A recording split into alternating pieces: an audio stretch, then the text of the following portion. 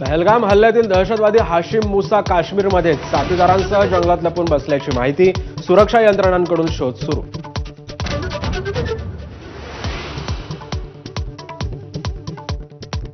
पाकिस्तानातील सूत्रधारांशी संवाद साधण्यासाठी दहशतवाद्यांकडून अल्ट्रा नावाच्या अत्याधुनिक डिव्हाइसचा वापर, तर जंगलातील रस्ते शोधण्यासाठी इंटरनेटशिवाय चालणाऱ्या ॲपची मदत.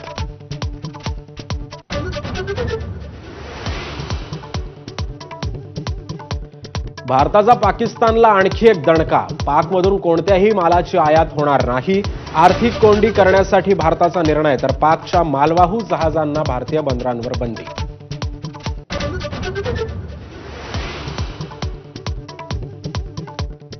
सिंधू नदीवर धरण बांधून पाणी अडवलं तर भारतावर हल्ला करू, बिथरलेल्या पाकिस्तानच्या संरक्षण मंत्र्यांकडून भारताला पुन्हा एकदा पोकळ धमकी.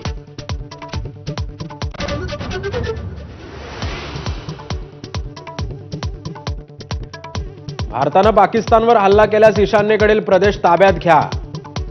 बांगलादेशचे माजी लष्करी अधिकारी फजलुर रहमान यांचं वादग्रस्त वक्तव्य, बांगलादेश सरकारशी रहमान यांच्या वक्तव्याशी फारकत.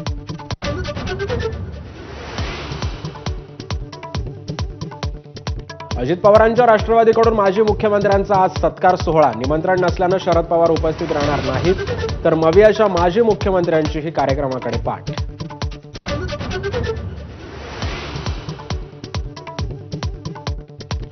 अर्थ खात्यातले शकुनी डोकं जास्त चालवतायत. सामाजिक न्याय विभागाचा निधी लाडक्या बहिणींना वळवल्याच्या दाव्यानंतर मंत्री संजय शिरसाटांचा संताप, तर लाडकी बहीणचा एप्रिलचा हप्ता जमा होण्यास सुरुवात.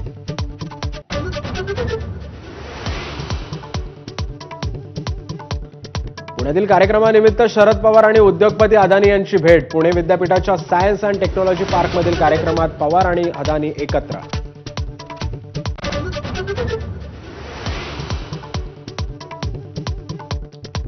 मुंबईमध्ये मध्य रेल्वे आणि मोटरमन संघटनेतील सीसीटीव्हीवरून वाद चिघळला, अतिरिक्त सेवा बंद करण्याचा मोटरमनचा इशारा, तर 1810 लोकलचं वेळापत्रक विस्कळीत होण्याची शक्यता.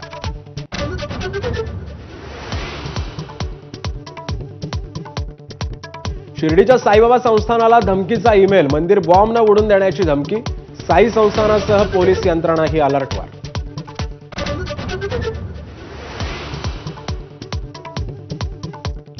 गोव्यातील शिरगावमध्ये श्री लैराई देवीच्या यात्रेदरम्यान चेंगराचेंगरी, 7 जणांचा मृत्यू तर 30 पेक्षा जास्त जण जखमी.